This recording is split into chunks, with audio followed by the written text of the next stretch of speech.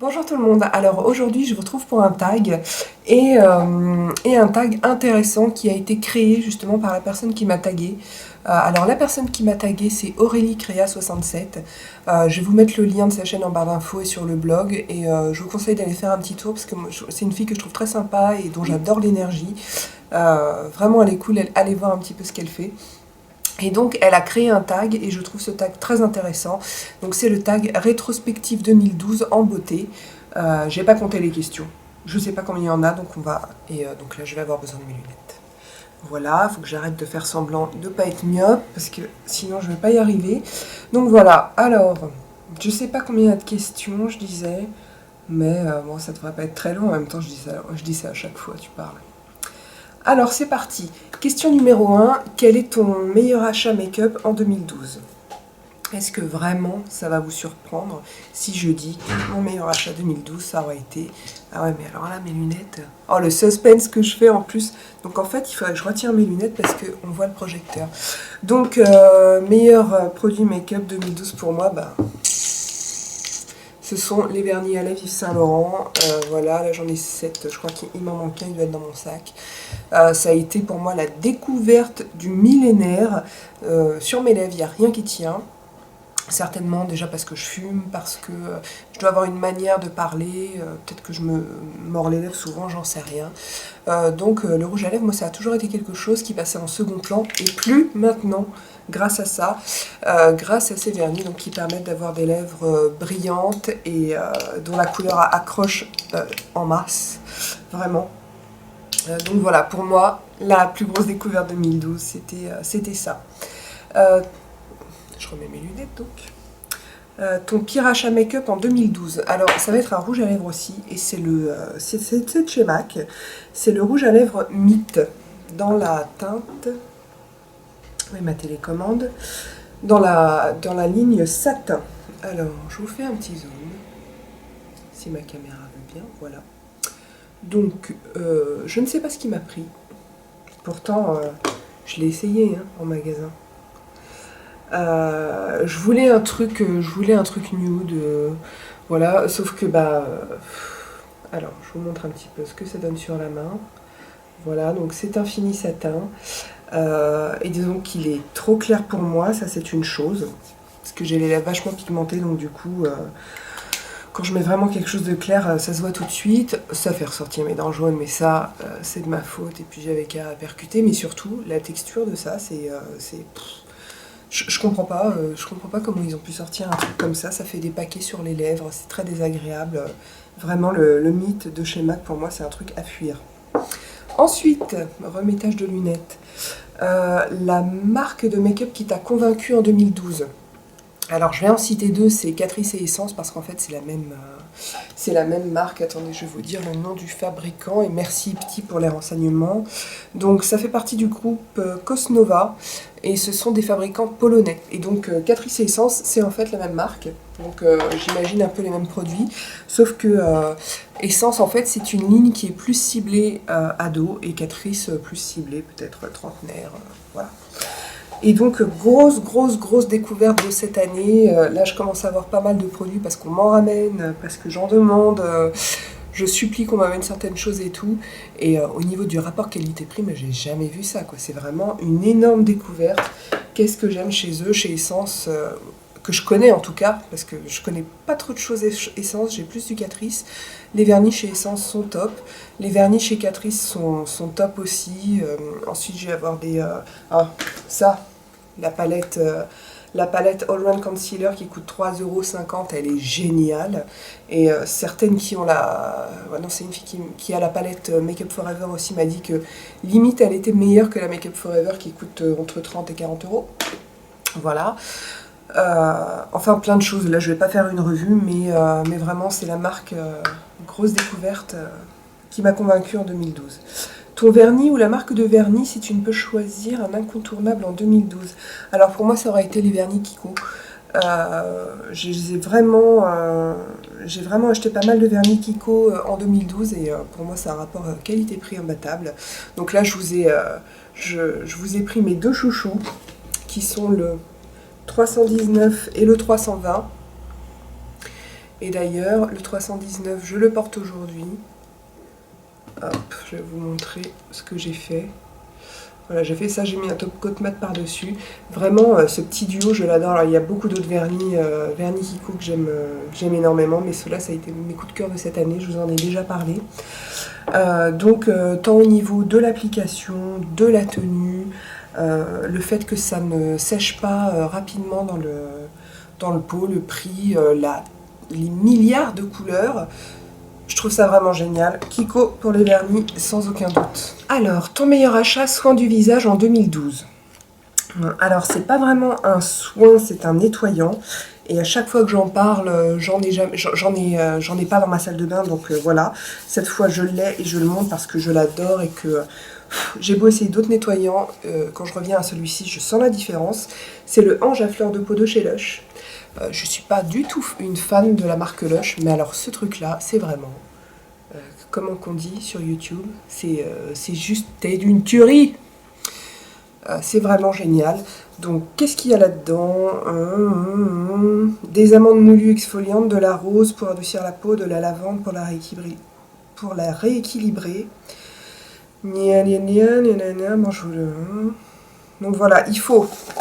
Donc, en gros, ça se présente comme ça. C'est pas très ragoûtant a priori. Voilà. Vous mettez un tout petit peu de ça dans le creux de votre main. J'ai envie de dire, genre ça suffit.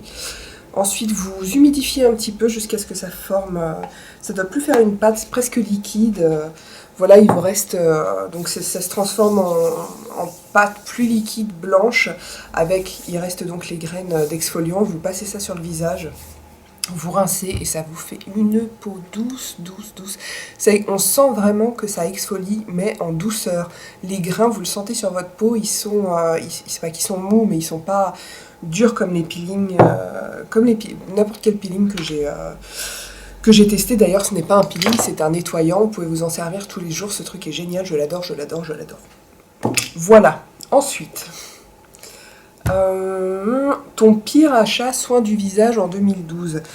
Je peux pas vous le montrer parce que je m'en suis déjà débarrassée, je l'ai donné à quelqu'un. Pour moi, ça a été l'huile démaquillante Kiko, une catastrophe. J'en étais très contente au départ jusqu'à ce que je m'aperçoive que ça me rendait les paupières extrêmement grasses et je suis restée quelques semaines comme ça à me dire mon Dieu, mais que se passe-t-il avec mes paupières, avec une base, un paint pot, que des trucs qui sont censés tenir la route, color tattoo et tout. Moi, au bout de quelques heures, tout ce qui a rapaté dans mon pli de paupières, et c'était à cause de l'huile démaquillante Kiko. Donc, je lui réserve un chien de ma chienne vraiment vénère. Ensuite, la marque de soins du visage qui t'a convaincu en 2012. Aucune spécialement en fait. Je pense qu'il y a du bon et du mauvais dans toutes les marques. Maintenant, il n'y a pas une ligne ou une marque qui m'a convaincue, en tout cas pour les soins du visage en particulier. Je peux pas répondre à cette question, désolée. Ton meilleur achat soin pour le corps en 2012. Heureusement que dans le corps il y a les mains parce que je vous cache pas que moi tout ce qui est gommage et tout du corps. Et donc pour moi ça aurait été la crème pour les mains de chez NYX. Je l'ai pas là, je l'ai oublié au bureau parce que je m'en sers tout le temps. C'est la crème Rêve de miel. Elle sent très bon, je trouve qu'elle hydrate très très bien. C'est un vrai bonheur à utiliser au quotidien. Après, si vous avez les mains défoncées, je suis pas sûre que ce soit assez fort pour vous, quoique. Dans ce cas-là, moi, mon ancienne crème, c'était la Neutrogena. Et je trouve qu'elle est vraiment géniale aussi. Ensuite, ton pire achat soin pour le corps en 2012. J'en ai pas, je suis désolée. Je ne soigne pas assez mon corps en fait. J'ai rien à dire de particulièrement mauvais sur les rares trucs que j'ai achetés pour mon corps. Voilà. Alors, la marque Soin du corps qui t'a convaincu en 2012, du coup je vais rester chez NYX parce que j'ai eu aussi l'occasion de tester l'huile prodigieuse, la crème pour les mains. Bon là c'est le visage, mais le baume pour les lèvres. Bon, je parle pas du parfum. Si je peux parler du parfum, mais ouais, le parfum, le prodigieux est incroyable. J'ai jamais utilisé un parfum aussi rapidement, donc ouais, pour moi ce sera NYX. Où en suis-je? Ton meilleur achat soin capillaire en 2012. Alors ça c'est pareil. C'est compliqué pour moi, je ne prête pas une attention vraiment très particulière à mes cheveux, hormis pendant l'épisode Farid Abbé, mais moi, c'est ridicule de montrer ça. Je vais vous montrer une mousse, la mousse que j'utilise, que j'ai découverte cette année. Avant, j'utilisais la mousse pour les boucles de chez Auchan, qui est très bien. Et puis j'ai dû changer de crèmerie, et donc j'ai acheté la mousse Franck Provo 24 heures expert boucle. Il y a trop de trucs. Nanana, fixation forte. Voilà. Donc c'est une assez grosse bombe, elle fait 300 millilitres. Je ne sais plus combien elle coûte, ça se trouve en grande surface. Je pense que ça doit coûter une dizaine d'euros, un truc comme ça. Et moi, ça me fait, j'ai envie de dire 3 mois, un truc comme ça. Moi, elles me font à peu près 3 mois, ces mousses, parce que j'en mets, moi, juste après m'être lavé les cheveux. Quand mes cheveux sont mouillés, je mets la dose de mousse. Je laisse sécher, donc ça reste... ça durcit un petit peu la boucle. Donc généralement, moi, je fais ça le dimanche, hein, je me lave les cheveux une fois par semaine. Et puis quand c'est bien sec, je les détends un peu en faisant ça, pour casser un petit peu l'effet solide. Et voilà, et du coup après je laisse comme ça toute la semaine. Je fais éventuellement une retouche avec de la mousse en milieu de semaine quand je commence à avoir des frisottis et tout, mais sinon il reste comme ça, et voilà, et j'utilise pas de mousse avant le lavage d'après. Question suivante. Ça j'ai dit... Ton pire achat soin capillaire en 2012? Eh ben, ça a été du Lush également. Je ne l'ai plus. Ah zut, j'ai oublié d'aller me renseigner. C'est un shampoing. Je vous le mettrai sur le blog. C'est un shampoing. Je crois que ça s'appelle Curl, le grand curl. Il doit y avoir curl dedans. Je sais plus. Un shampoing pour les cheveux bouclés à la noix de coco. Alors déjà, rien que l'odeur, c'était pas possible, quoi. Ça se sentait la noix de coco, oui, mais la noix de coco radioactive presque. Enfin, c'était vraiment, vraiment super pénible. Et dans le shampoing, il y a des morceaux de noix de coco. Et je vous jure que quand vous avez des cheveux comme moi, que vous lavez la tête avec ça, et qu'après il faut rincer pour retirer les petits morceaux de noix de coco qui sont tout coincés dans les boucles, c'est pas marrant du tout. Alors effectivement, vous avez les cheveux bien rincés, c'est peut-être une technique de leur part, je ne sais pas. Mais voilà, vraiment, vraiment super chiant à utiliser. Je suis pas allée au bout d'ailleurs, ça m'a saoulée. Ensuite, la marque de soins capillaires qui t'a convaincu en 2012? Aucune. Je fais pas assez attention, je peux pas vous dire. Désolée. Y a-t-il un produit dont tu as rêvé et qui t'a profondément déçu? Si oui, lequel? Alors oui, il y en a eu un cette année. C'est le sérum idéaliste d'Estée Lauder. Comment je suis trop déçue. J'en ai rêvé pendant longtemps, mais le prix m'a freiné vraiment, parce que je crois que c'est plus de 80 € dans le commerce. Et quand je suis allée, je crois que c'est en Égypte, je sais plus, bon, je sais plus, on s'en fout. Bref, je suis passée par un duty free, je l'ai vu à 65 €, j'ai dit go, c'est le moment. Et je suis hyper déçue. En fait, il présente ça comme un sérum, donc comme un soin quelque part, quelque chose qui va faire effet sur la durée. Et c'est faux. C'est faux. Donc c'est un sérum que vous appliquez sur le visage. Ça va combler plus ou moins les pores et les ridules. Moi, l'effet que je lui note surtout, c'est vraiment un effet peau douce, mais très douce, qui est vraiment bien, je dis pas. Mais pour moi, ça c'est du maquillage. C'est pas du tout du soin, c'est pas du sérum, je suis désolée. C'est que du maquillage et du camouflage. Donc ouais, vraiment super déçue pour ça. Alors ensuite, à l'inverse, as-tu une agréable surprise, un produit dont tu n'attendais pas grand-chose et qui finalement t'a beaucoup plu? Si oui, lequel? Oui, absolument. Alors bizarrement, alors que tout le monde est fou de... Enfin, toutes les filles sont folles de ça. Moi, ce sera le Paint Pot. Je n'avais jamais eu de Paint Pot, et c'est donc là, début novembre, que j'ai acheté mon premier Paint Pot. Donc moi, c'est le Soft Ocre. Et je me disais, ouais, mais ça sert... je me disais, ok, c'est une base pour paupières qui a des couleurs, mais pourquoi le Paint Pot? Qu'est-ce qu'il a de si exceptionnel? Pourquoi tout le monde en reparle? Bref, ça me gonflait, donc j'en ai pas acheté. Et puis je m'en suis finalement pris en fin d'année, et je comprends. Ça y est, je comprends, je l'adore, je le mets maintenant tous les jours, puisque c'est la teinte qui me convient, le Soft Ocre. Le Painterly étant un peu trop rosé pour moi. Et ça unifie la paupière, ça a une texture. En fait, c'est surtout la texture que je trouve géniale. C'est une crème extrêmement fine. Enfin, ouais, il faut essayer, quoi. Et je me mets ça sur la paupière est unifiée. Enfin, c'est vraiment génial. Pour moi, ça aurait été le Paint Pot. Nanana. Y a-t-il un produit que tu as voulu en 2012 mais que tu n'as toujours pas? Oui, c'est l'huile démaquillante Sho Uemura. Et je pense pas que j'en aurai avant longtemps parce que 80 € pour se démaquiller, franchement, je crois pas que je sois prête à franchir le cap. Voilà. Ensuite, ta ou tes plus belles découvertes en matière de youtubeur buzz en 2012. Alors, il y en a 3. Dont une que j'ai découvert sur YouTube et que j'ai découverte en vrai par la suite, et alors ça n'a fait que renforcer mon impression. Donc il y a Nadjet de la chaîne Beauty Makeup Nadjet. Je vous mettrai tous les liens en barre d'infos sur le blog et tout partout. C'est une nana somptueuse, elle est magnifique, elle fait des maquillages magnifiques, voilà, et en plus c'est une personne magnifique aussi dans le dedans, donc voilà, ça gâche rien. Ensuite il y a Emma Pickles, que j'ai découverte récemment et qui fait déjà, elle est incroyablement belle et elle a un talent de fou. Elle fait de tout, du maquillage artistique, des trucs de déguisement entre guillemets ou des choses subtiles. Enfin, elle est géniale. Et enfin, il y a Sokolom79. Que j'ai découverte aussi cette année, qui fait, elle carrément, enfin maintenant elle a vraiment viré complètement dans le make-up artistique, et elle fait des choses incroyables, quoi. Donc grosse source d'inspiration pour moi, voilà. Et puis après,